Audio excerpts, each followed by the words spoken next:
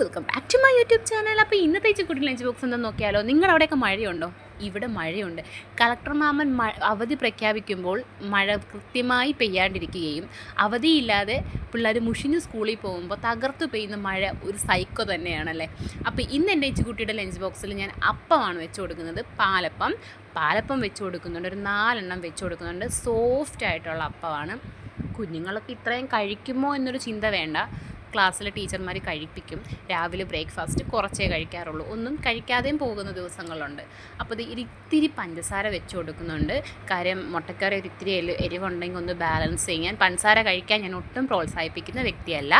അപ്പോൾ അത് സെറ്റായി. കറിയായിട്ട് കൊടുത്തു വിടുന്നത് മുട്ടക്കറിയാണ്. അതും എരിവ് കുറച്ച്, മാക്സിമം എരിവ് കുറച്ചാണ് ഞാൻ വെക്കാറ്. കാര്യം അവൾക്ക് എരിവ് ഇച്ചിരി പ്രശ്നമാണ്. അപ്പോൾ അതുകൊണ്ട് എരിവ് ഞാൻ അധികം ഉപയോഗിച്ചിട്ടില്ല. പച്ചമുളകും ഞാൻ ഇട്ടിട്ടില്ല. കൂടുതലും നമ്മൾ മുളക് പൊടി മാത്രം, തക്കാളിയൊക്കെ ഇട്ടിട്ട് എരിവില്ലാതെ വെച്ച് കൊടുക്കുന്നുണ്ട്. അങ്ങനെ ഒരു ഫുൾ മുട്ട ഞാൻ വെച്ച് കൊടുക്കുന്നുണ്ട്. ഞാൻ പറഞ്ഞിട്ടുണ്ടല്ലോ എൻ്റെ മുമ്പത്തെ വീഡിയോസിൽ, അവൾക്ക് എപ്പോഴെങ്കിലും എല്ലാ ദിവസവും ഏതെങ്കിലുമൊക്കെ രീതിയിൽ ഞാൻ ഒരു മുട്ട ഉള്ളിൽ കൊടുക്കാറുണ്ട്.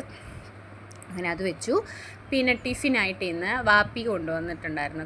കുറച്ച് കാട്ടിയ പോലുള്ള സാധനങ്ങൾ കൊണ്ടുവന്നിട്ടുണ്ട്. കാട്ടിയ, കപ്പ വറുത്തത്.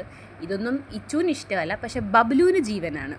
അപ്പോൾ ഇത് എനിക്കിഷ്ടമാണ്. എൻ്റെ ഫേവറേറ്റാണ് കാട്ടിയ എന്ന് പറയുന്നത്. അങ്ങനെ അത് കുറച്ച് കൊണ്ടുവച്ചിട്ടുണ്ട്. ഇപ്പോൾ കൊണ്ടുപോകുന്ന ഈ കാട്ടിയ ഉണ്ടല്ലോ, തിരിച്ച് വരുമ്പോൾ ഇതിനകത്ത് പിസ്താത്തോട് കാണും, അനാറ് കാണും, ആപ്പിളിൻ്റെ കഷ്ണം കാണും, ചക്ക വറുത്തത് കാണും, അങ്ങനെ പലതും കാണും. അപ്പോൾ ഇന്നത്തെ വീഡിയോ ഇഷ്ടപ്പെട്ടിട്ടുള്ളവർ ലൈക്ക് ചെയ്യാൻ